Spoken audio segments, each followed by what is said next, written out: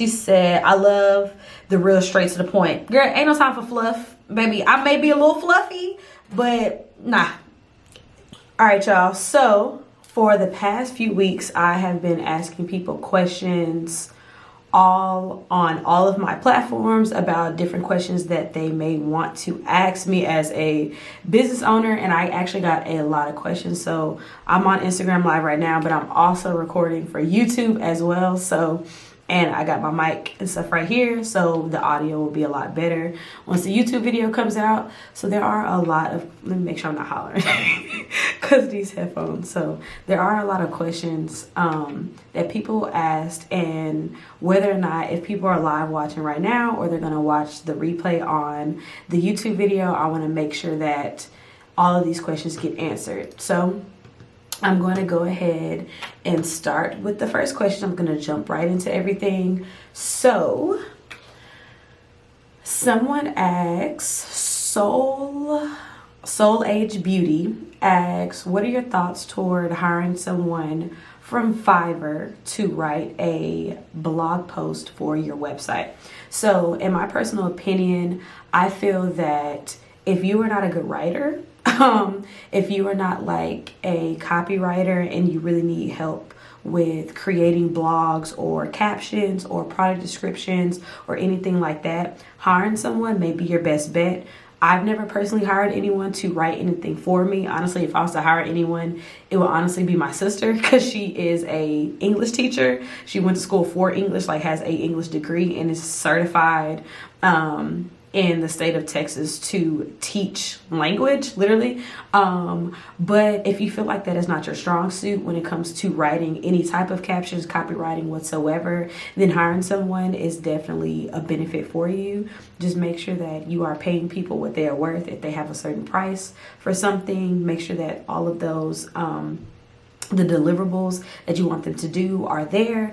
And when you are hiring anyone from Fiverr or any type of contractor to do any type of work for you, make sure that you understand what they did on what platform, and if you want to edit something afterwards, you kind of know how to work that. You kind of know how to do like some edits. But hiring someone to do something you don't know how to do, I definitely highly recommend. Have I ever done that when it comes to writing a blog post or captions or anything? No, but it has definitely crossed my mind. Okay, so for anyone that's looking to hire someone to do any type of work for them, I definitely highly suggest you to do it if it's inside your budget and you should be able to invest in that type of service.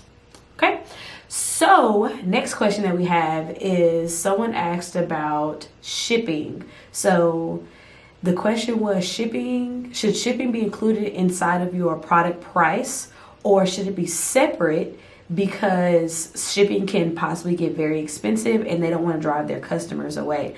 So when it comes to shipping, right, this is the best way to do your shipping costs. So you do never have to pay for your shipping. Okay, so if you have a Shopify site, when you create a product, say I'm selling this pen, right? We're selling this pen, and this pen weighs 2 ounces, whatever it is, this pen weighs 2 ounces. So when I add black round stick pen to my website, I'm going to put that the weight is 2 ounces on the product site, right? So before it gets published to my actual website, when I add this product, it's going to be 2 ounces. So inside of my settings on Shopify, under the shipping settings, I'm going to make sure that all of the shipping is based around the weights of the product. So we got this pen that's 2 ounces. We got this bottle of ibuprofen that's maybe 8 ounces. And we got this ginger ale that's maybe 1 pound, right? So it's like, okay, cool. So depending on if you have the postal service for your shipping needs, you have UPS, you have DHL, you got FedEx, whoever the people are, right? You're going to make sure that they are charging your customer how much is going to cost to ship an 8 ounce bottle plus a 2 ounce pen and a 1 pound can of soda, right? So all of that equals a little bit over 2 pounds, right? So however much it will cost someone, if they walked into the postal a post office right now, or if they walked into UPS, or if they walked into FedEx, and you're saying like, hey, I have 2 pounds worth of inventory inside of this box that I want to ship to someone else, how much will they charge you? And that's how much Shopify is going to charge your customer, right? So her question is like, how should I include shipping inside of my price of the product and have the product be a higher price, or should I have it be a separate price? Now, it depends on the price point of your actual product. So if this bottle of ibuprofen is only $3, but it's going to cost $8 to ship it, and if you include that in the price, that means it's going to be, was it $11? Yeah, $11, right? So it's like, would someone spend $11 on this bottle of ibuprofen knowing that they have free shipping? Or would someone just buy the $3 bottle of ibuprofen and just pay for the $8 shipping? That is honestly a personal choice, right? So whatever you decide to do, whether if the shipping is included, if it's not included, or if it's a separate price, just make sure people know that free shipping on all of the items, you don't have to tell them that shipping is included, because once you get your pricing together, then everybody will know like, oh, this bottle of ibuprofen is $11, but there's forever free shipping, right? So depending on who your target customer is, your target audience, they may really love the free shipping option, or they may not like it whatsoever. That is up to how you communicate to those people. So again, it depends on how much your product costs. If it costs $1.50 to actually make this bottle of ibuprofen and you're charging $3 for it, that's great.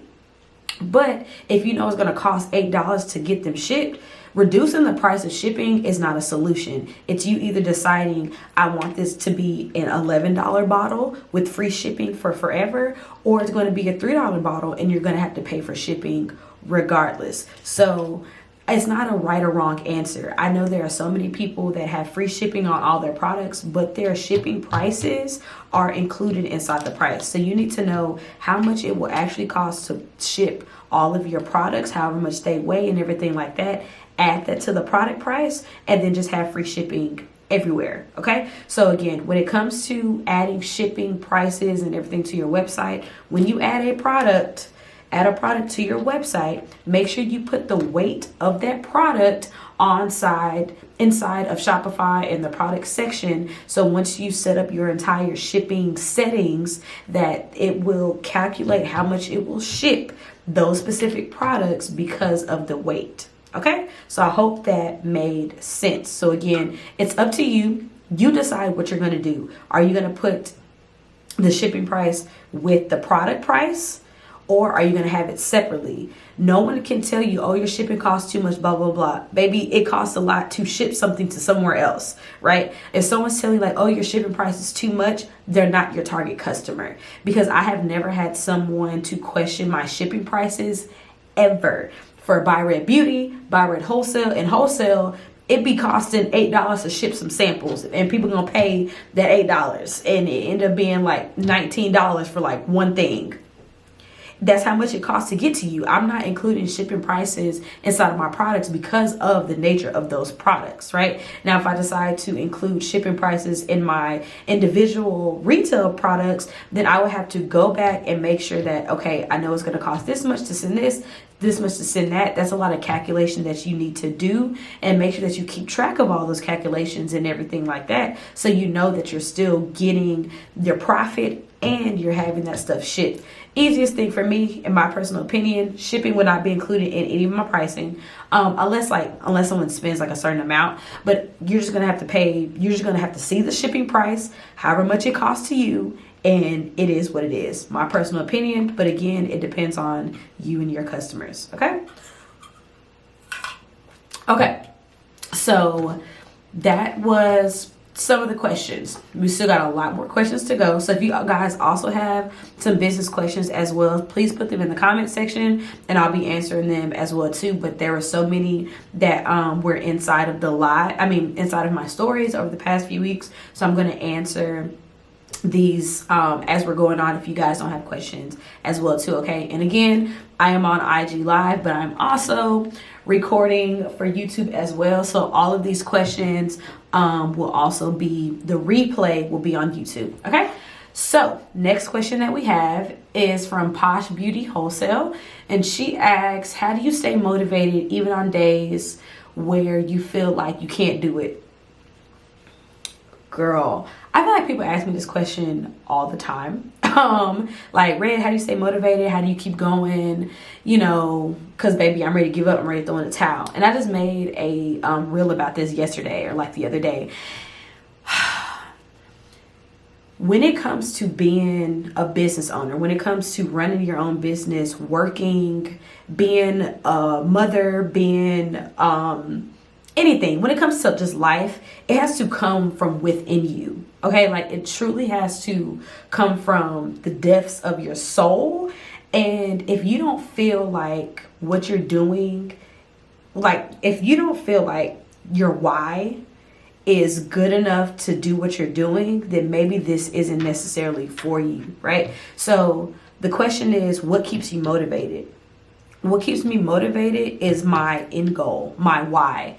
Why am I even doing this? Why am I a business owner? Why did I decide to go from wigs to lip gloss to eyelashes to skincare to wholesale to coaching? Like, why am I doing this? My why is to help people in all aspects of my life. Like, my purpose, my true purpose in this world is to help people. God put me on this earth to help others, to be a motivator, to be sensitive, to be nurturing. That's the type of person God made me to be. And it does not matter what I do. Even if I decide to not have a business anymore or to not have my hair red anymore or whatever, like my purpose is still the same. But what keeps me motivated is like, this is my path. This is the path that was given to me. Who am I to say that, oh yeah, well, I know God wants me to do this and do that, but baby, I'm tired and I don't want to do this no more. And it's too hard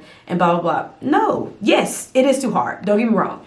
There are days I'm just like, this ain't it. I've had those days more than I can count. Right? I've had plenty of days where I'm like, this is stupid. Adulthood is really the hood. This is ghetto. This is dumb. But when I take time to just relax and breathe and reevaluate that emotion and those thoughts and everything, it makes me realize that that is so minor to the big picture. You having a bad day is super minor to where you're trying to be. You not getting sales today is so minor compared to where you can be a year from now. If you give up right now, you will not have a testimony. There is no story. People don't just start and just like be successful. There is a journey to all of this. There is a path that we have to go on. People look at me and my platforms and be like, oh yeah, Red, like you doing this and doing that. And baby, I feel like I haven't even gotten started yet. Like, I still feel like I'm in the beginning stages of what God has for me and what I'm supposed to give out to the world. But imagine if I stopped right now. When I joined this live, when I got on live, there was one person watching. Whatever the reason was, baby, I don't care if there's one person watching or if there's 1,000 people watching. I decided and dedicated my time to do this IG live, this podcasting type of recording. I decided to do all of that. But if I would have said like, dang, well, only 1 or 2 people is on here, I'ma just pretend like I didn't say I was gonna do this, and I'm going to do it because I know a year from now, and I don't have like an actual podcast. I just like the mic sounding how I sound inside the mic. But what if a year from now, everything that I'm doing right now is something that I was supposed to be for in 2023? What if I'm like, I'm going to stop going live. No one wants to join my live. I'm not doing this and I'm not doing that because I stopped. So if you keep stopping and if you keep believing that you can't do something, whatever, remember why you're doing it. My why is to be a change in this world for whatever reason. My why is to make my father proud, JC, and it's also to live the life that I want to live. Could I have lived the life I want to live in my 9 to 5? Yes, I could have, but my why was not being fed. So I have no other choice. This is it. One and done. So what keeps me motivated? I keep myself motivated. Looking around to see where I have been, where I'm going, my delusional world that I live in, like I'm going to have this type of house and that type of family, whatever, that's what keeps me going. My faith keeps me going. If you do not have that within you, then baby, you're not going to find it anywhere else. It has to come from literally within you. Okay? So, let me take a sip. Because baby, that was a mouthful. Okay. So, there are more questions on here, but there is actually a question waiting in the question box here. So, I'm going to answer that one first. Okay. So, the question says, girl, I cannot see that. It says, how do you determine pricing for products? Is there a platform or software you could use? There probably is some type of platform that you can use to price your products. I honestly just use regular paper and pen, math, Excel sheets, profit calculators. There's so many different ways for you to do it. I don't have any type of programs that I use because I'm a mathematician. I went to school for math and science. I went to school to be an engineer, so like I don't think about trying to calculate stuff online because I just do it naturally. So when you are trying to come up with the prices and pricing for your products, right? Let's say what's something in front of me?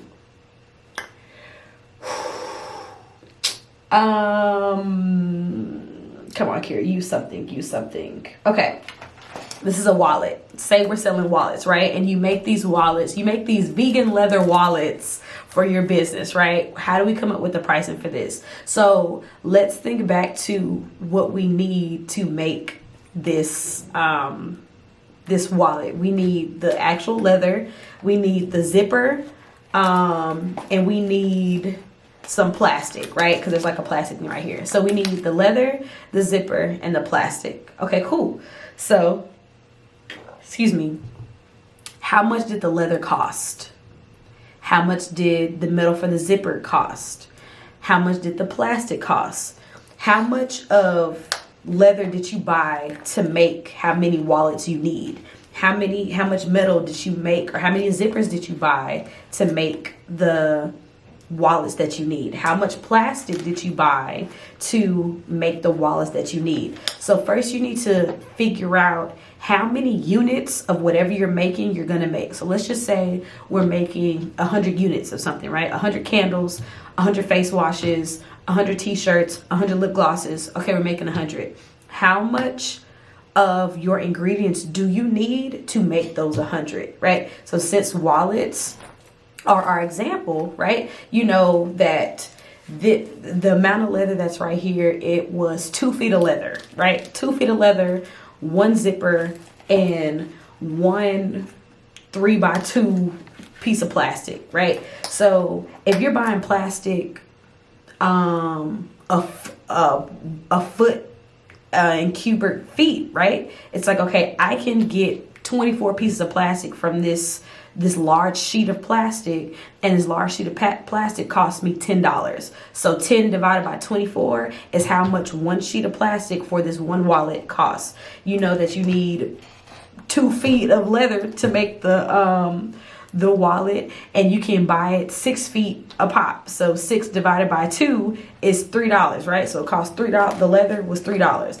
You know, one zipper from your manufacturer, your supplier, is $1, right? So $3 plus the $1 plus however much it costs for the plastic is how much it cost material wise for the wallet. So let's just say that equals $5. Just say it cost $5 to make this wallet, right? So you need to figure out when it comes to your products, because this is how most people that follow me, right? We're making things. We're DIYing our products, lip gloss, candles, skincare, deodorant, body butter, body oils. There are so many different ingredients that go into our products. You need to know how much that oil or that butter or whatever goes into making one unit.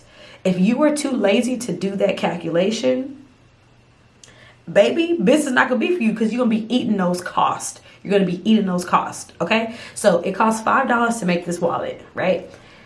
How much of a profit margin do you want to have so you can get the cost back for how much you spent to make the wallet, to buy the materials, how long it takes you to maybe put it together, so your labor, and how much profit you want to have sitting out on the side of that, right? So let's just say it costs $5 to make this. We're going to sell this for $20, right? So how did I come up with the $20? For one, how I deal with profit margin.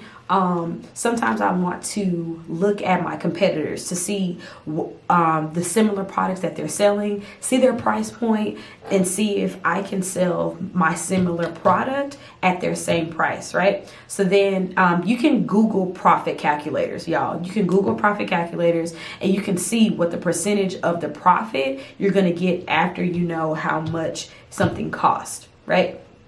So of course I don't have like a calculator in front of me or whatever, or like not an Excel sheet, but you can see like inside that profit between, it's $15 profit, right? So it's like, okay, cool, $15 profit. What are you going to do with the 15? Why do you need $15 profit from one wallet? What are you going to do with the $15? Is it going to go back into hosting your website? Is it going to go back into making more supplies? How are you separating your finances when it comes to after you get all of the sales for your product? What are you doing with it? What are you doing? Why is it priced that much? Because someone can sell this for $7 and only have a $2 profit. Somebody else can sell it for $20 because of their target customers, their target audience, or whatever, however they position their brand inside of the market, and they have $15. What are you going to do with the profit? So my advice is to find some type of profit calculator on Google and start just putting in some different numbers, things like that, and then decide what you're going to do with that profit once you get it. Okay? So I hope that was helpful. Again, I don't have like a platform or a software or anything like that. I actually create my own profit calculators because I just want to double check all of my work and everything like that. But there is not like a certain place I go to if you, like I said, just need help. Just Google profit margin calculators. There are so many on the internet for you to use.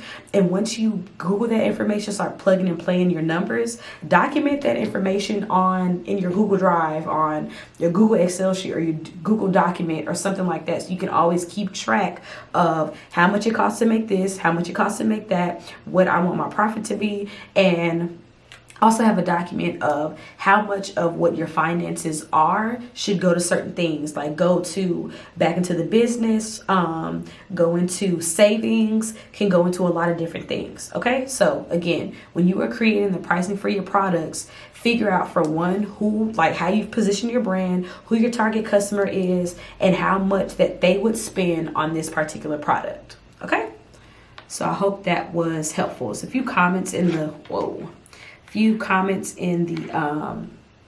comment section. Dakira, I love that Shopify has that breakdown for you when you're inputting your product information. It tells you the profit margin of your profit. Yes, it does. You can also just use Shopify as well. But if you want to get more in detail about how you got to that percentage of profit margin, then having a document outside of Shopify, because once you change that, it changes. Shopify does not keep that information like, oh, when you first did this product, you had 20% profit margin, and now that you changed it, it has 40%. It's just going to tell you what it is right there. Having that own documentation for yourself inside of your own Google Drive or whatever would be very beneficial, so you can see the progression of the price products and everything like that. Okay? So I hope that was helpful. Again, for the people coming in, joining, I am recording a live podcast. I don't actually have a podcast, but I just love the way my voice sounds inside of the mic. But I'm also recording this for YouTube. So the replay is actually going to be available on YouTube and not on Instagram Live, but I'm just answering these questions. So if we have live questions, we can answer those, but I also have a lot of questions that people have been asking over the past few weeks that I want to answer as well. Okay, so if y'all have questions, put them in the question box, and then I'm going to toggle back and forth with questions on here and questions on there. Okay, and I also want to let y'all know that I am recording on, like I said, I'm recording on my camera, and for whatever reason I can only record like a certain amount of time on my camera at a time. So if I decide to get up and pause what we're doing, I'm going to get up, start the camera again, and come back here. Okay, so if I'm looking up and down, it's because I'm looking at both cameras to make sure that I have eye contact with both cameras. Cool. All right, so that question was here inside of the live. I'm going to go back to my screen to see the next questions that we have on here, and of course if things are repeated, I'll just make sure that I have an answer to sum up all those questions. Okay, so mouthful, child. Okay, so someone said, Destiny Hope Candle said, I've been posting reels with an iPhone like you suggested, but there still is slow and low engagement. So y'all, when it comes to these reels, right, y'all know reels has been the talk of the town for like what, a year and a half now, because Instagram is and has already transformed into like a video platform. They're not really doing a lot of pictures anymore, carousels. Like, they can be very informative, but the IG CEO literally said reels and videos. Y'all want us to push y'all stuff, reels and videos. So give us what we want, we'll give y'all what you want, right? So just because you have the camera, just because you're making the video, just because you create the reel, does not mean it's good content. I'm just going to be completely honest with y'all, right? Just because you're making content does not mean it's good content. There is still a formula to making a reel, making videos. So yes, you have a good camera, but what's the angles you're recording at? Are you informing someone? Are you entertaining us? Are you giving us valuable information? Are you posting text on the video? Are you using a very entertaining sound that's going with the words? What does your caption look like? Like, are you giving us a call to action? If you just think that, let me say this is my phone, because I'm on my phone, right? Say this is my phone and I'm literally like this. I'm just like a video, right? Just record like a pan video, right? I decide to post it on Instagram. No sound, no trending sound, no nothing. I just post it. There's no words on there, nothing. In the caption, I'm like, recording, I'm going on IG Live today. Went on IG Live today. It was crazy. Woo. Yeah.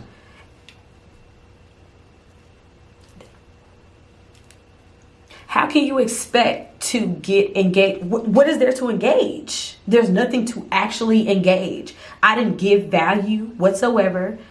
I did not entertain you whatsoever. I just decided to post a video because that's what Instagram told me to do. Let me post this video and just expected so much from that. That's not how reels work. You gotta put in some elbow grease when it comes to these videos and comes to these reels. Like, the text, the sounds, the entertainment, the value. What value are you giving? Also, too, when it comes to some of these reels, because a lot of people like to DM me, ask me questions about like, hey, I'm posting reels. I did like a challenge and all this and that. And then I go to their page, I go to their reels, and I can see and I can feel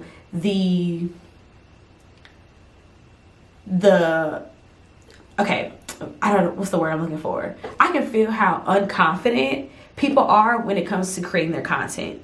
I can literally get the vibes of, you're not confident in your business, you're not confident in this content, you're not confident in your products, you're not confident in anything. And if I can feel that as a person that's never been to your page before, imagine what other strangers on the internet is saying as well. Well, if they're talking like this, I don't want to buy their stuff.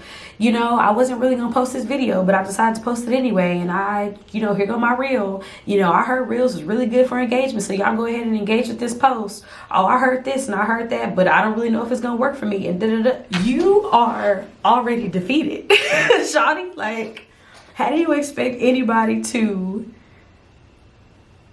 engage with your posts and your videos and your stories, and you don't even want us to? So like, y'all got to be super confident in your business. You got to know that you got the best product out here. Like, I just don't understand. I just don't get how people just expect so much because they see someone else doing it, right? So when it comes to, I'll just use myself for example. People are like, oh, Red, you making these reels, and whether you post them every day or not, you get over 1,000 views and blah, blah, blah, blah. Y'all have no idea how much work I've put into trying to make those reels or those videos and make sure that it makes sense for my brand. Is what the content you're creating for your Instagram page, your website, your emails, does it make sense? It's not making sense. So yes, post videos, post the reels, go live, do whatever you want to do, but it has to make sense. If it does not make sense to what you're trying to do, of course you're not going to get an engagement. No one's going to comment. No one's going to share it. Why would they? Okay, so yes, you have the camera. You got the passion enough to make the video and all of that, but you still got to put in work to make the video engaging and things like that. If it does not make sense for your target customers, your target audience, Instagram is not going to know who to push that to. They're like, I don't really know what this is. I don't know what type of people are engaging with it. I can't really see. We're not going to push it out anymore. So that's why there are only 27 views on the reel, and somebody else that made something very similar got 27,000. Like, you have to be super valuable. Okay? All right. I got to take a sip every time I answer a question because, girl, it'll be a mouthful. So, like I said, I'm going to toggle back and forth if there are questions here on the live versus on the computer. So there is a question in the queue. That's awkward. Okay. I don't know if it'll fit entirely on the screen, so I'm going to read it first. How do you deal with hard months? Like, should you focus on cutting costs or trying to get more sales? Sometimes months are just hard. And that, wait, what? And that's just the way it is. I think that's what she was saying. So how do you deal with super hard months? Do you just cut costs or just try to make more sales? Because I just feel like that's just the way it is, right? So this goes back to the question that I kind of had before, like how do you stay motivated and things like that. And complete and honest transparency, March was my highest revenue month that I've had this year so far. I mean, I know it's only been 3 months, but it was the highest month. But I could not celebrate and enjoy that because there were so many expenses going on. There was people that needed to get paid. There were other expenses that were coming up, inventory, just so much is going on. And I was like, this is it. This was the biggest fear that I had, not being able to do everything I want to do comfortably. And last week and early this week, literally, this is literally something right now. I'm just like, yo, what's going on? What is this? I don't know what I'm supposed to do. But at the end of the day, I had to, for one, acknowledge those feelings. I had to, two, talk about those feelings to people that I knew that could help me. So my therapist, a really close friend, and my business mentor, 3 different people, 3 different opinions, 3 different outcomes. I need to talk to those people, and I needed to make sure that I was super honest with my feelings and super honest with what was going on. And with their responses, it helped me refocus that energy back to my why. Why am I doing what I'm doing? Also, who am I? Baby, I'm that girl. Like, no matter on the days that I don't feel like it or whatever, I'm still her. I can still do this. If I did it before, I can do it today. So technically last month was a low month. It was a hard month. And this month is a new month. Today was payout day from Shopify and Stripe and whatever. And I'm just like, you had a bad week and a half. Now what? I got back out. Like this week, I did not do anything extraordinary. I actually did a lot less work than I had been doing or whatever. But the things that I have done and I have prepared, like, it still showed up. You know what I'm saying? Like, I still showed up enough for myself to make sure that I had payouts and things like that and whatever. So I can just imagine that if this is what I do on my bare minimum, I can't even imagine what will happen if I truly put in this hard work and this hard time going forward. I don't cut costs of nothing. To answer that question, there is no cost to be cut because, baby, everything needs to get paid for. Lights got to stay on. People have to get paid. Payroll still has to go. I got to get paid. Ingredients still have to be bought. There is no price cuts of anything. I'm not cutting prices. Things are not going on sale. That's not what I do. What I am going to do is make sure that I put in a little bit more work to maybe send out some more emails, maybe create some more content, to do anything else. But like cutting pricing is not something that I'm going to do. I'm going to figure it out. I am Mrs. Figure It Out. I'm going to figure it out. All this week, what I was figuring out was my emotions and my feelings about my hard month of March and whatever, and I figured it out. Now that I see what accounts are looking like, inventory is looking like, I'm like, okay, bet. We did that. We had a down week. We had a down few weeks. Now let's get it together. So my situation is obviously a little bit differently than probably what you're talking about. But if you feel like you need to stop what you're doing, cut costs, cool. But I wouldn't tell you to do that. I would tell you to put on your big girl panties, put on your big girl pants after that, and go figure it out. If this is what you want to do, figure it out. Everybody, y'all think that the person that created Walmart was just like, you know what? No one's buying the groceries. No one's getting the food. You know what? We're just going to stop, y'all. We're just going to like discount everything. Like, that's it. No, baby. They kept going. Everybody y'all see out here that's making it, they've had a bad day. They've had a bad week. They've had a bad year, possibly. We're going to keep going.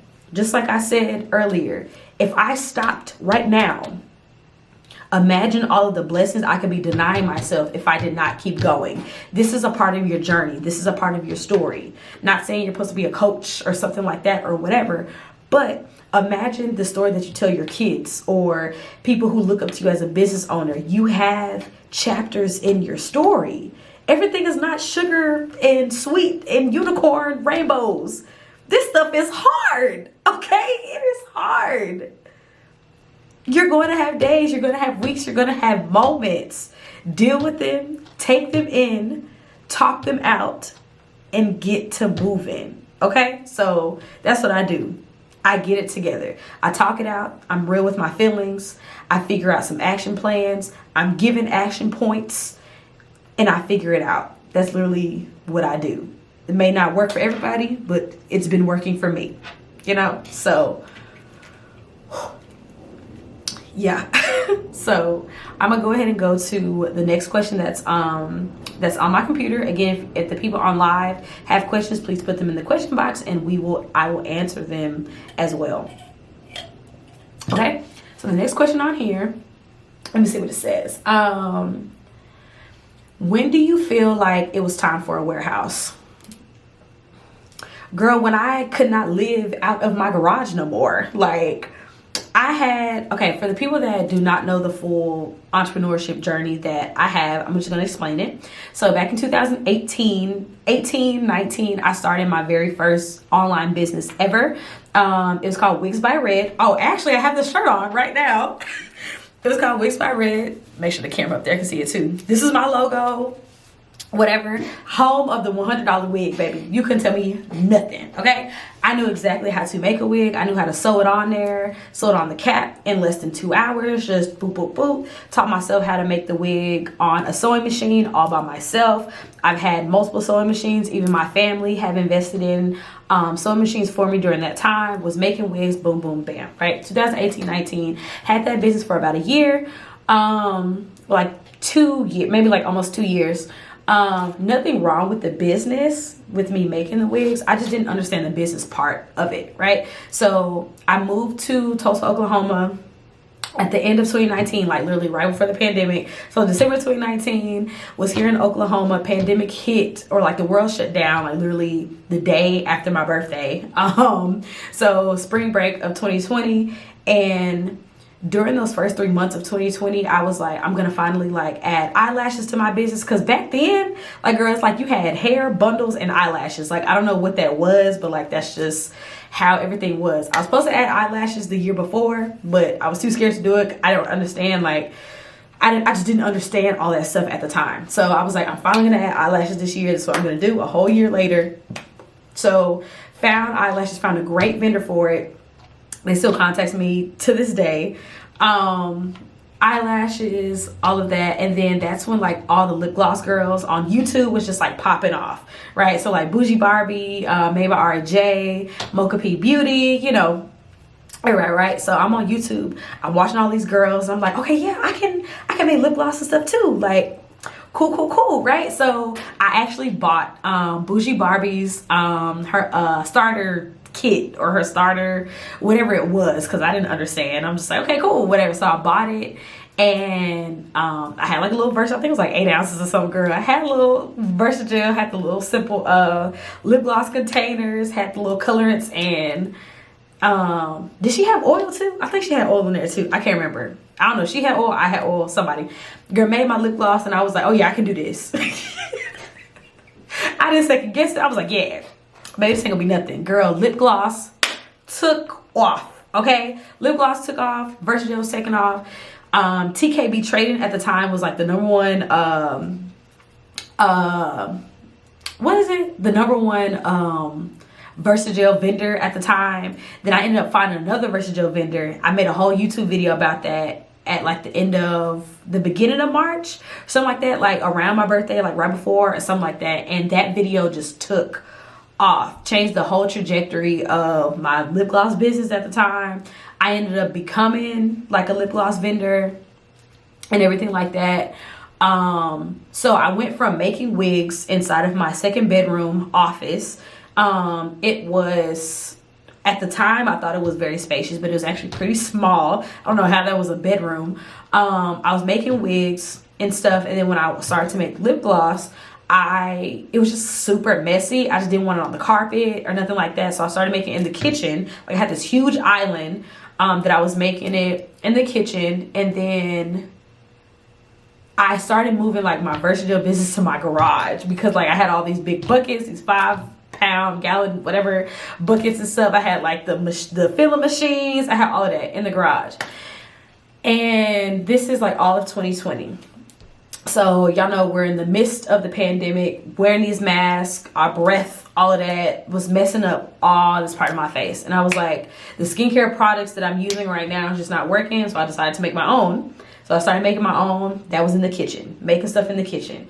I decided later on that year, no, was that the year? Did I make soap in 2020? Was it 2020? Yeah, it had to be 2020. Yeah. So 2020, like October, November, I was like, I'm gonna try to make soap for the first time. Terrible thing. Like, I just did not understand soap.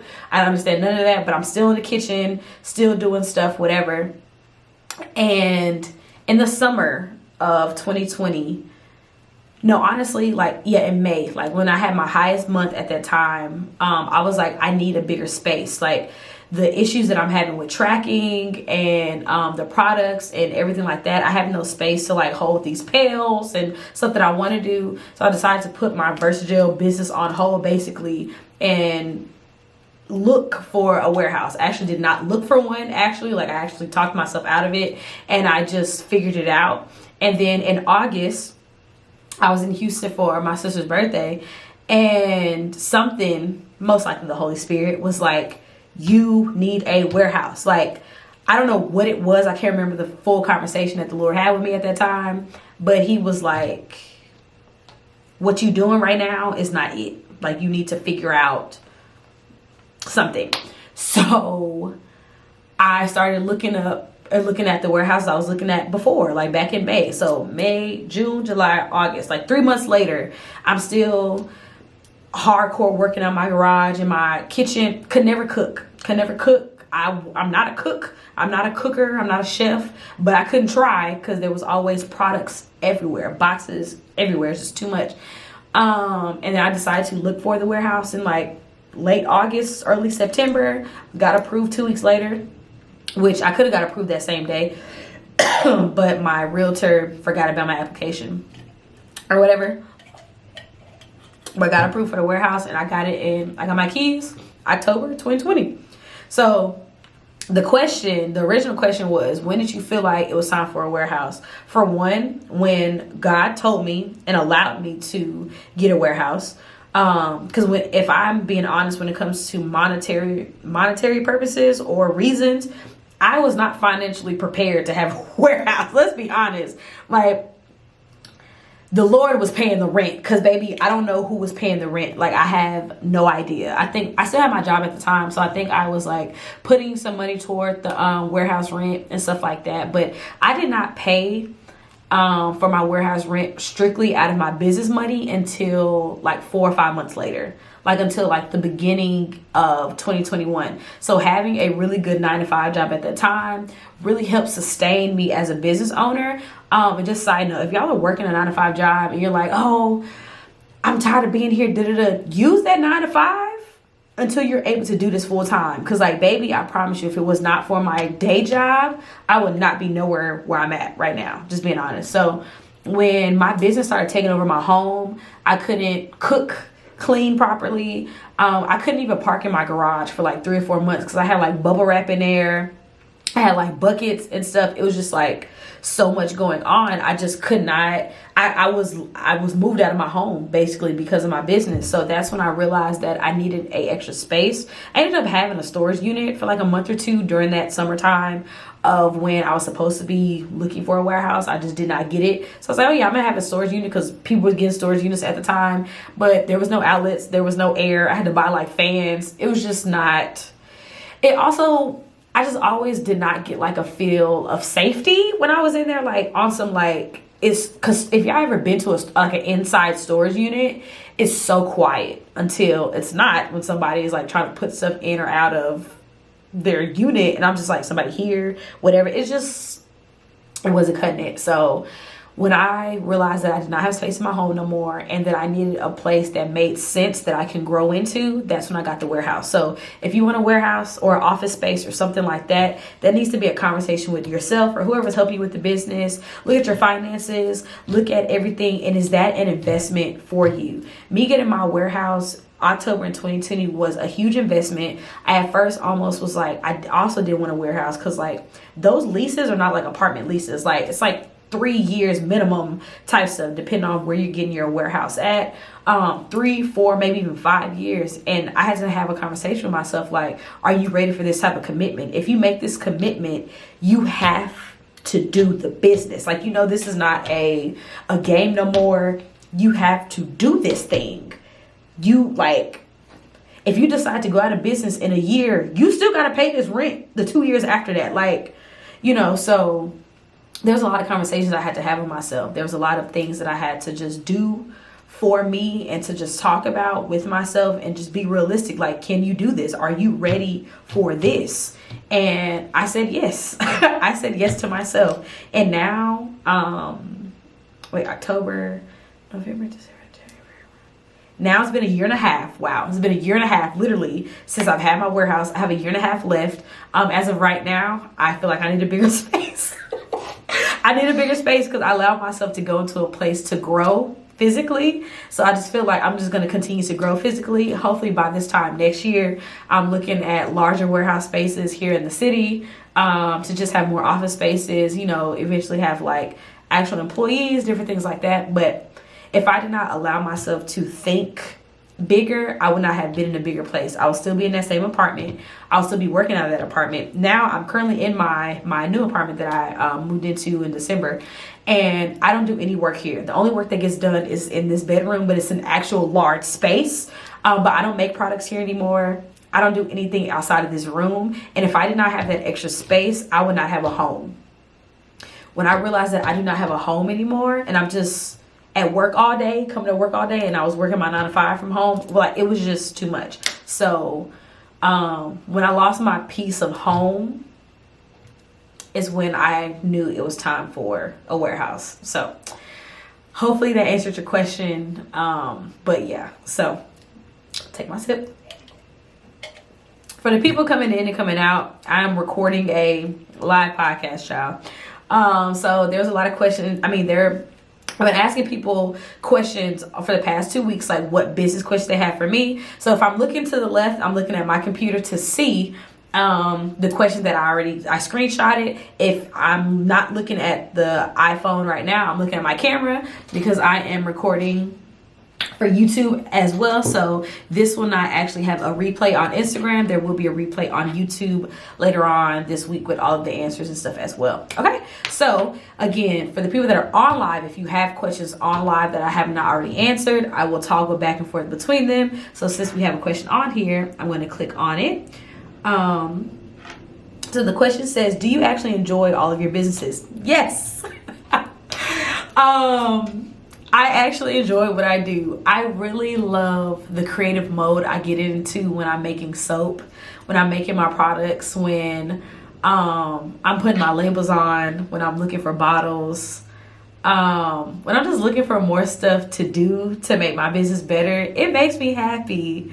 Like, it truly makes me happy. Like, now for wholesale, now that I'm helping other people build their own businesses, and like we got private label now, and I have a designer that helps me that designs all the labels, and just to see her creativity and see her grow and see other people that are just so willing to help me help y'all, it makes me so happy. Like, I'm super emotional right now because like I truly enjoy what I do when it comes to like this business coaching and consulting thing. Like, this is also super hard, but I truly enjoy helping y'all and seeing y'all work and actually do and take my advice on things and see your businesses transform as well. I have a passion for being a creative. I love being a creative. I'm like an artist in my own way, and I love helping people. I'm a natural people pleaser, so that comes into that as well. But I thoroughly enjoy everything that I do. If I did not enjoy what I am doing, I would change it. And as y'all can see, I'm not doing some of the same things that I was doing before. Don't get me wrong, I used to love making wigs. I miss making my own wigs sometimes. You see my hair looks like this right now. I used to love making my own wigs and things like that, but that fire, it went out. What, am I still like a wigologist at the end of the day? I consider myself a wigologist because both my parents were both licensed cosmetologists. Like, doing hair is literally in my blood. Do I miss making lip gloss? I miss the creative part of making the lip gloss, and that's why I started making soap, like the different colors and the glitter and all that. I miss that part. Actually making it, child, no. Actually getting that Versagel and getting it sticky everywhere, no. Getting it in my clothes, no. So I don't do it no more. I don't do it no more. But everything that I do now, I thoroughly enjoy my job. I thoroughly enjoy everything that I do. And if y'all don't have some type of sense of passion behind what you're doing in your business, it's gonna fade out. It's gonna fade out. And you'll be like, well, I don't understand why I'm not making sales no more, and I'm not doing this, I'm not doing that. Because you don't want to. To be honest, if we're being honest, you actually don't want to. And that's on you. But for me, I love what I do. I truly love and enjoy every single part of my life right now. So thank you for asking that. Thank you for asking that. Okay, so let me take my sip. Let me look at my camera. Because like my camera can only record a certain amount of video at a time. So yeah. Okay, let's go to the next. There's actually a lot of questions. I don't know how long I planned on being on live, but we'll just see. Okay, so let's go to the next one.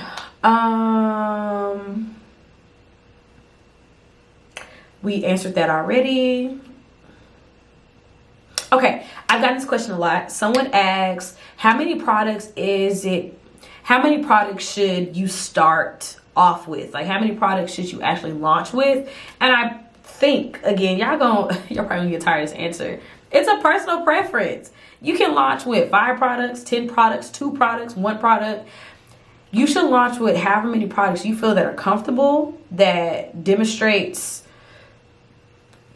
your brand. Like, if you only have 2 products, just make sure that those 2 products are bomb products. If you got 10 products, make sure that there's a reason why you have 10 products. How do products 5 through 7 work with 1 through 3, and how are they all connected and whatever? So it does not matter how many products you actually start off with. It matters how many products make sense for your business to start off with. So if you only got one bomb product, that's okay, because we all need like one signature product, like our best seller, like what our brand is based around in general. But if you feel like there's 2 products that need to go with that or whatever, just make sure that you are creating content around those products so it makes sense for your future customers. Okay, so I hope that makes sense. I feel like I am really yelling.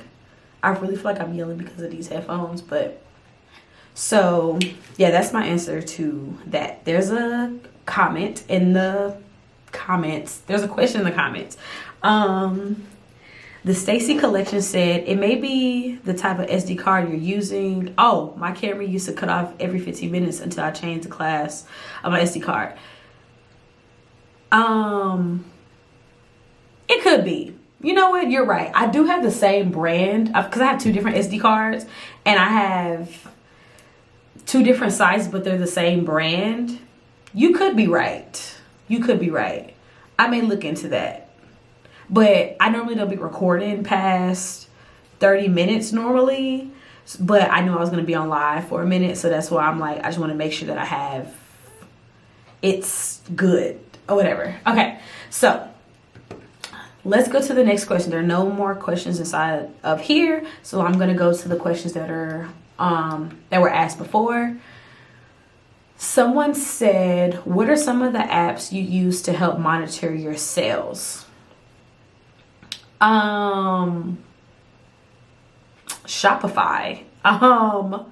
Shopify is the only place that I monitor any type of sales at all. That Shopify has all of the reports, the data, the analytics that you need for anything that you may need at all. So if you guys are using other websites for your businesses, I don't know if they have that information, but Shopify has everything that you need when it comes to sales in general. What's being sold, inventory, all that stuff. Of course, if you want to get more in detail about some things, you can probably like find other apps based on what you actually need. But Shopify was created for e-commerce, and they have the ability to show you everything that you need. So what apps do I use to monitor my sales? I don't use one. I just use my website, Shopify. Okay. There's a question in the comments. Says, how do you feel about Instagram ads? Have you used them? Are they beneficial to help scale and increase sales? So the first question is, how do I feel about Instagram ads? So to be completely honest with y'all, there is no such, let me not say there's no such thing. Instagram ads, if you are creating an ad through Instagram, only through Instagram, meaning that you are boosting your content, that is just all it's doing. It's just boosting that story or boosting those posts. That's all it's doing, okay? It's not an actual ad. It's not a targeted advertisement to someone that could potentially purchase your products. Now, if you want to create an IG actual advertisement, you need to do that through Facebook. That goes into the second question. Have you ever used them? Have I boosted a post before in the past? Yes, I have, especially when I had my wig business because I didn't understand. But have I ever used Facebook ads? Yes, I have. Girl, not really. I think I had like one Facebook ad ever. And I think it was like a year ago. I didn't understand enough about ads. I'm not an ad person. I've taken ad classes or courses and stuff like that. And it's just a lot of information to take in, just like with anything else. And at the time, I just did not see myself dedicating that much time into creating ads or anything like that. So I don't use them at all. Everything that I do is strictly organic. But can ads, and going into her last question, because you said, are they beneficial to help scale and grow and increase your sales? Yes, any type of marketing can potentially benefit your business and help increase your sales. But if you don't understand all of the foundational key elements that you need when it comes to creating content in general, your ads will do terrible. Just like your organic traffic is doing terrible. Not you specifically, I'm just speaking. So when people say like, oh, my ads aren't working, I'm spending all this money, but you're using content and using the beliefs that you think that you already have set in stone for your business, that's why they're doing terrible. Because if you think that the people who are following you don't like the stuff, imagine what these strangers who ain't never seen your content before is going to think as well. So you have to have a good understanding of your brand. You got to have a good understanding of who you're trying to target, good understanding of your products, good content, and have the budget to also use those ads. So have I ever used them? Yes. Do I currently use them? No. Can they be beneficial? Yes. But so can organic traffic, emails, text message marketing, making reels, and being on Instagram. Anything can increase your sales as long as you are putting the work behind all of that. Okay? My sip. All right. Next question that's on here.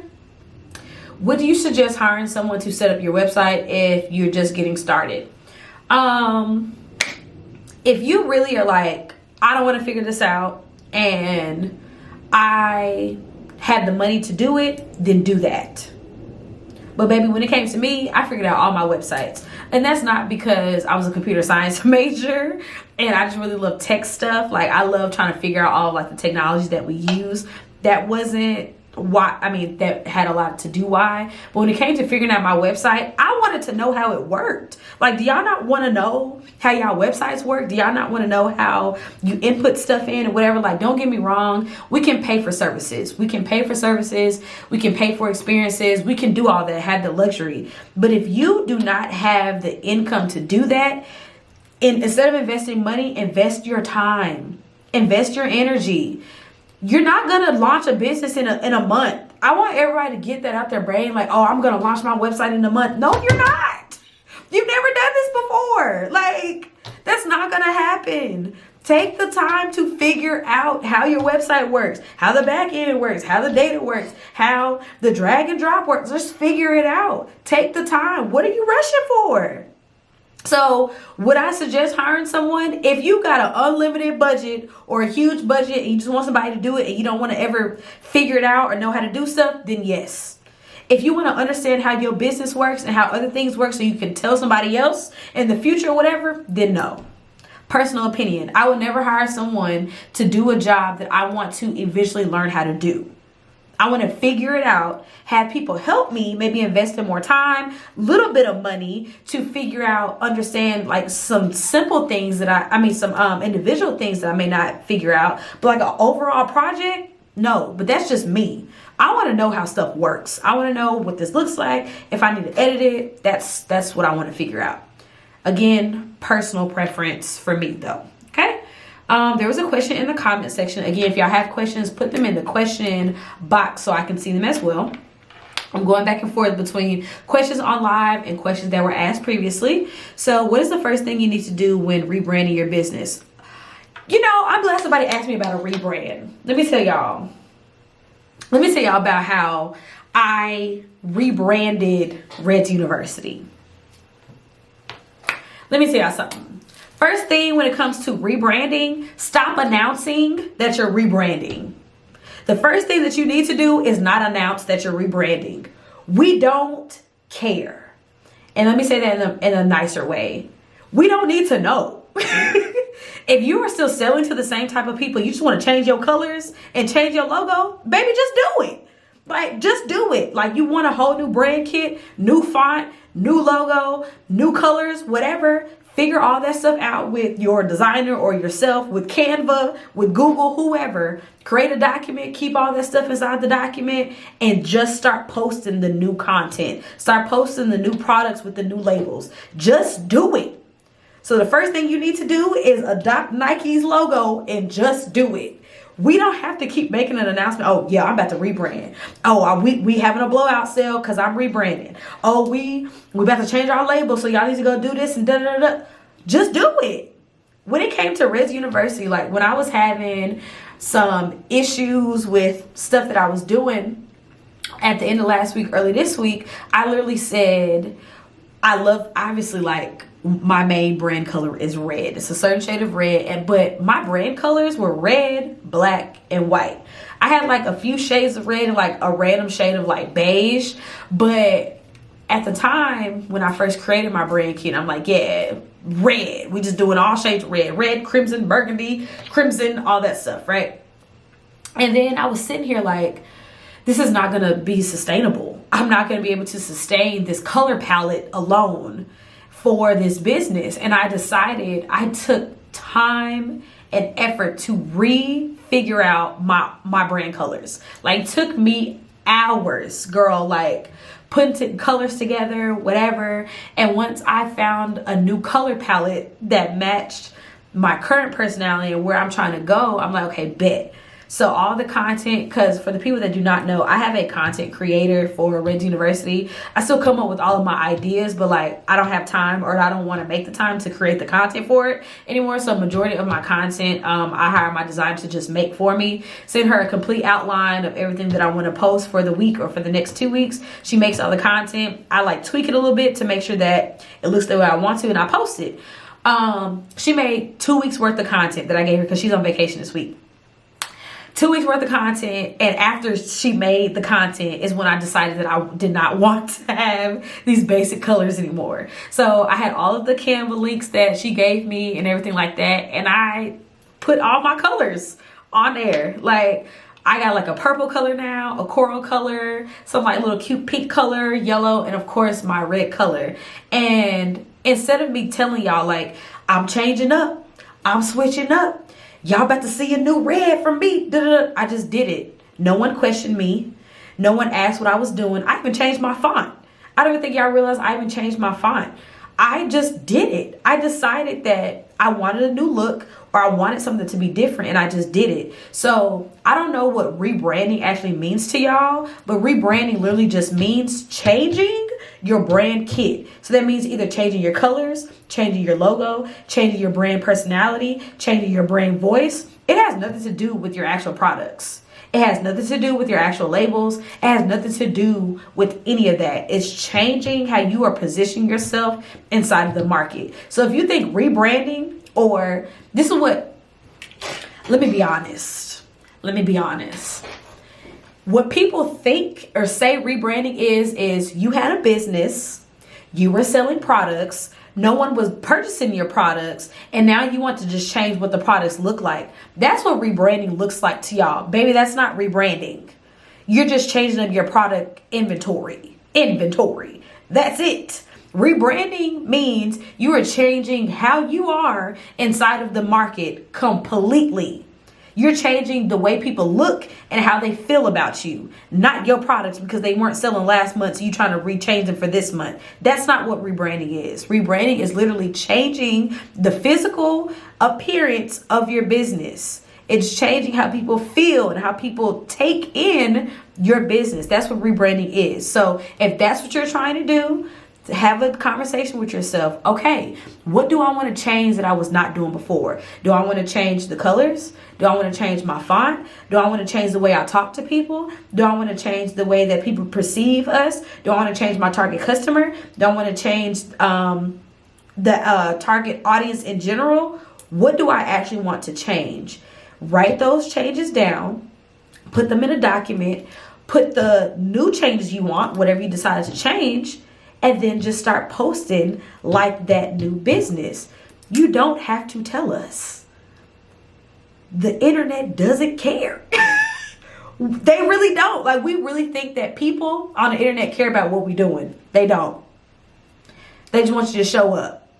I decided to change colors on content that was already going to be posted. I see better engagement on my new brand with the new colors. Could be a coincidence, or it could just be that the content was going to be posted regardless. So first thing I would do is make a list of things that I'm currently doing with my brand. Again, your entire brand kit, and then decide on what you want to change going forward. Make the content, make the decisions, get the new logo, get whatever. Just start posting it. That's it. You don't have to take us on the ride for the rebranding. Because rebranding can sometimes take months, or it can take a few hours, like it took me. Because I decided 8 p.m., yeah, I don't want this no more. By 1 a.m., had a whole new brand. That's it. So, hopefully that answered your question. You said thank you. Great. Okay, cool. Okay, so I'm going back to the questions that were asked previously. Okay. I'm answering questions I have not answered before, because some of these are repeats kind of. So yeah, she said, I love the real straight to the point. Girl, ain't no time for fluff, baby. I may be a little fluffy, but nah, that yes. So you're welcome. Okay, let me move my chair and mic over a little bit, because I'm like not centered on my YouTube video. Okay. Someone says, what is the best way to obtain funding for a new business?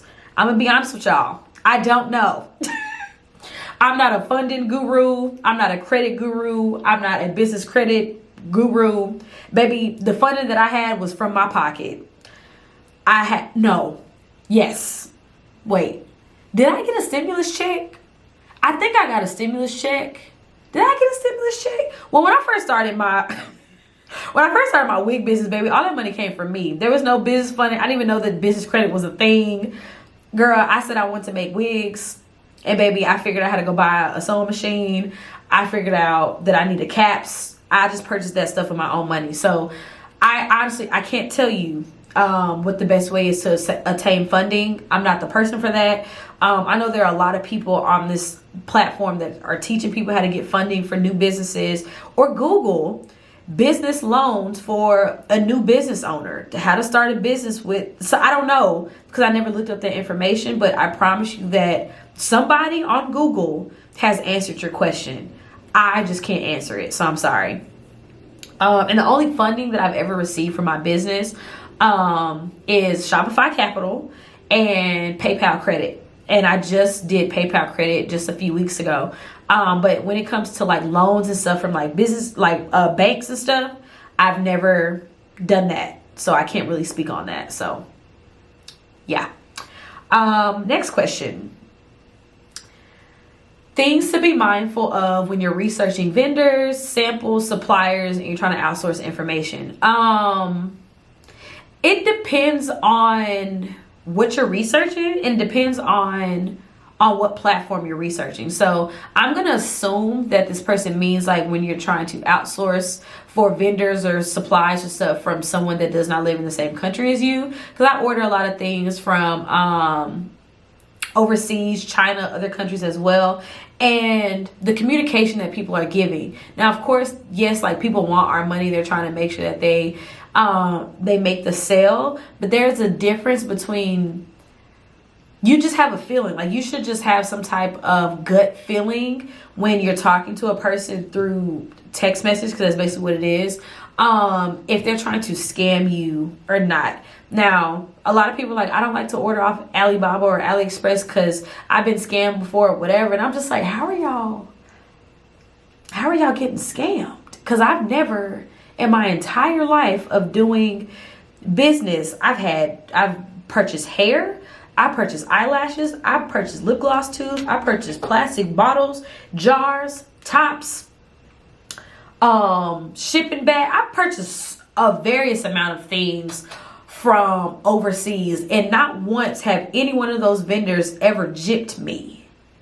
For one, I'm making sure that I'm getting photos of things before they're sent to me. I'm making sure that I'm having all types of communication, because once I spend my money with you, we're now partners. This is now a relationship. I want to make sure that what I ask for is what you're giving to me, even if it's not something custom. So something not necessarily to be mindful is just to make sure that you are standing your ground when it comes to the type of communication that you need from your vendors, your partners, whatever. Make sure that up front that you're having that communication, like, hey, this is like the way I like to have things. I want to make sure that you're sending me pictures, you're sending me videos, you're doing this. I need to know the tracking number for this, for that, if they don't know that information, you're never going to get it. So when you're talking to these people, even if it's somebody here in the United States or wherever you may be, just make sure you have that open line of communication going so they know how serious you are about your business, and they would take your business just as serious as they're taking theirs. All right. So I hope that was slightly helpful. I don't really look out for anything when I'm first initially contacting people. I just contact as many people. Like, say if I'm looking for this remote, right, I'm gonna go find at least 3 vendors that sell this exact remote, have the same conversation with all of them, and by that time one of them is going to be knocked off because I don't like the way that they're talking, or they're not giving enough information, or whatever my reasons are. And by the other 2, I may get pricing from the other 2. There could be a lot of different factors of how I decipher who my vendors are going to be, but that also depends on the nature of the products that you're actually researching. Okay, so I hope that made sense and that kind of answered that question. Someone asked me, and I actually DM'd her this answer, but someone asked me, should I start allowing orders through my DMs until I set up a website? I DM'd her so fast, I said, no, don't do it, Miss Seeley. Don't do it. Why? Baby, girl, it's ghetto. It's unprofessional. There is no way for you to track any type of data, no information. Okay, hear me out. This is what happened. Somebody's like, hey girl, I really want to order your earrings that you got on your Instagram page. I saw you got them big gold hoops or whatever. I saw they was $5 and I'm really trying to order. And you're, as the business owner's like, okay, yeah. Send me your payment through Cash App or Zelle me to my personal account, or I'll send you a PayPal link. What's your email address? What's your phone number? Okay, cool. You got the payment, however you got the payment, right? You got the payment untracked, whatever. Got the payment. Now you're like, let me know your full name, first and last, and your address that you want me to send this to. So then they have to respond to you with the payment information, whatever, screenshots of the payment information. You got to make sure that that gets verified through your own verification process. Then they sending you their whole address on this app that you do not own, you not control and own the data on, sending your address. Then you got to go and print off the shipping label. However you print it off, I'm assuming you go into the post office and you're like, hey, yeah, I got this this bag of earrings and I'm just trying to send it off to whoever, Shonda Johnson. This is her address. How much does it cost? Oh, it costs so and so. Then you got to tell her, oh, shipping costs $5 as well. So now they got to send you another $5. You got to verify that price and da. And then now they sent you the $5. Now you can pay for the postage and send it off. That is so ghetto. That is so ghetto. It's unprofessional and it's time consuming. All that time you try to make sure, not only, so that's if the people are responding to you quickly. So imagine somebody ordered through your DM on today. They ordered through your DM today and they don't respond to you on Monday, but you got the earrings ready though. You shipping orders tomorrow, all that. They don't respond to you on Monday, and then they don't respond to you again till Friday. That's too much. You're wasting your time and theirs.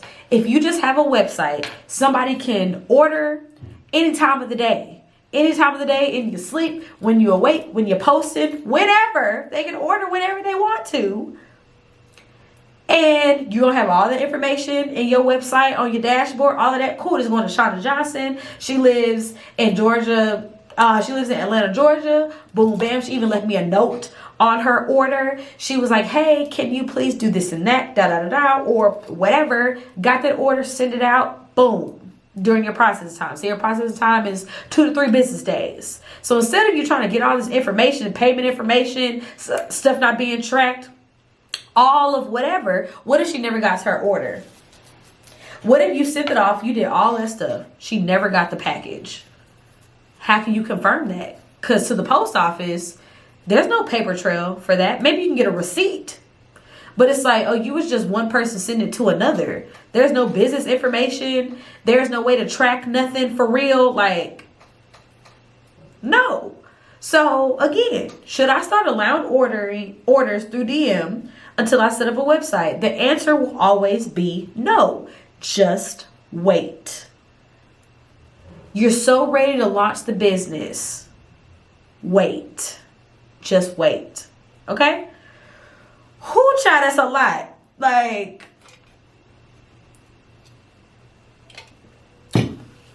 girl, no, just wait.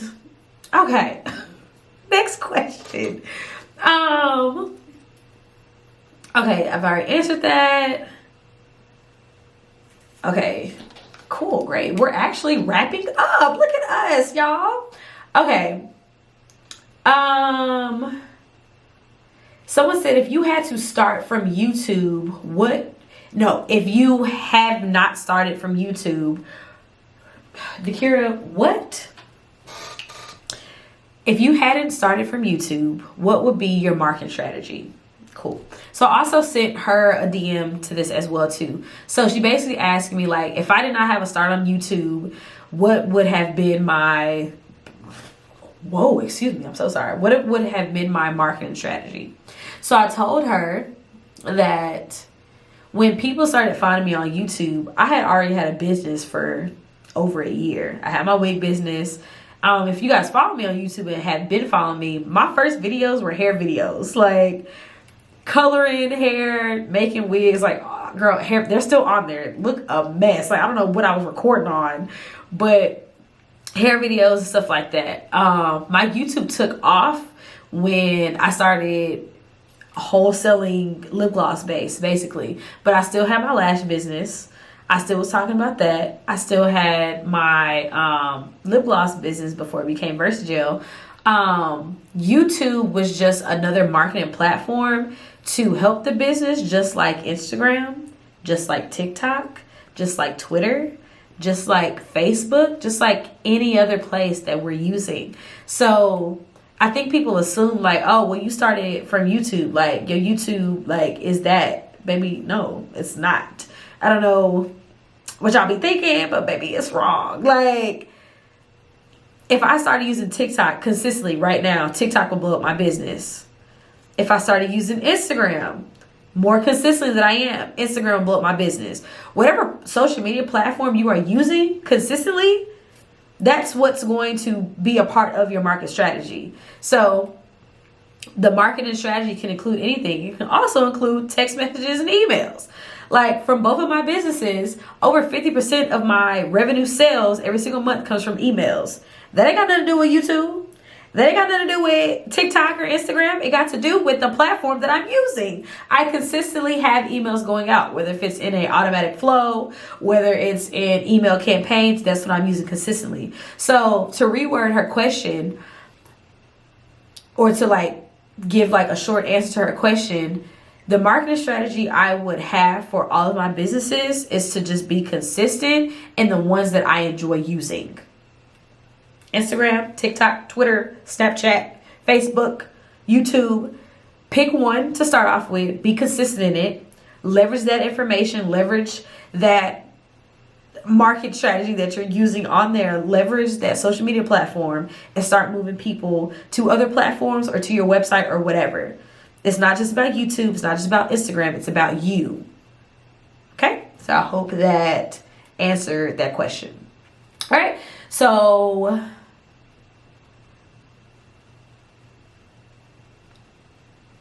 these last two questions are actually kind of like the same question. So I'm going to answer them both in one last swoop. So the first question says, would it be more efficient to start over completely or reboot from where you are? And the other question says, what do you do when your sales have plateaued? So let me actually answer, like I said, both of them together. So when you feel like things have just like come to a halt, or you're kind of only receiving a certain amount of sales all the time or not a lot, you feel like you plateaued, or you're just like, I don't really know what to do. What would you do, right? What would I do? What would Red do, right? So the thing that I would do, I'll figure out what I'm doing currently. Like, what am I doing now? And how can I change that? So I'm not going to look at all the things that I'm doing right, because there are probably some things that you're doing right, like posting consistently. You're probably maybe sending out emails. You're probably engaging with your customers. You're probably doing a lot of things that you think that you're doing right. But what about those right things is wrong? So even though you're posting reels and content, you're going live consistently, what type of information is being, like, how much of that information is actually truly valuable? Like, just because you're posting consistently, just because you're posting 3-5 times a day, does not mean that your content is actually good. It is actually converting, right? If you're updating your website consistently and your SEO and your propagation is bad, maybe like that's what it is, or something like that. So look at the things that you think that you're doing well in, and then look at the things that you're not. Be realistic with yourself and change those things. The only way that you can get more sales, or, you know, start over, or like rebrand or whatever, is just to change what you're doing. There are some days and some weeks where I'm like, I'm not doing my best. I'm not, this is not good, or whatever. And I change it up. Whatever that change is, you got to figure out what that change is for you. So for the first question, would you be more efficient? Would it be more efficient to start over completely or reboot where you are? What do you mean by restart? Like, restart what exactly? Like start your business over, like rebrand or whatever? No, starting over and rebooting sounds like the same to me. But what are you rebooting? Rebooting your mindset, rebooting your brand kit, rebooting your products? What exactly are you starting over? Because to you, it may be starting over, but to somebody else, you could just be starting. So stop looking at it as everybody on the internet knows what's going on in your personal life, because no one actually knows. Hold on, y'all. No one actually knows what's going on in your business for real. No one actually knows that you're not making any sales right now, whatever. Act like you just got 1,000 sales yesterday and you just decided that you just want new products and new whatever. When I transformed By Red Beauty from lip gloss to skincare, I just did it. Like, I wasn't like, I'm about to have a new business and whatever. Like, I mean, I probably did, but I wasn't like, I'm just restarting everything, whatever. I integrated those products and integrated the other ones out. I just did it. Just do it. And what do you do when your sales have plateaued? I put in more work. I'm posting more. I'm going live more. I'm sending out more emails. I'm being more strategic with the type of emails and text messages and content I'm creating. I'm taking control over my average order value. I'm putting in more work. If you think that you're going to get more sales with the same amount of work that you was doing yesterday, baby, you are mistaken. It's not going to happen. It's not going to happen. Please stop thinking that. Let me wrap up this video on YouTube. All right, y'all, my camera is dying. So that was actually the last question. I'm going to continue being on live. So if you was on live, definitely just leave a comment below. I love y'all. And yeah, that camera is about to die. It's about to die. Let me cut off the camera. Hold on, y'all. I love you. God loves you more. And I'll see you on the next YouTube video. Bye.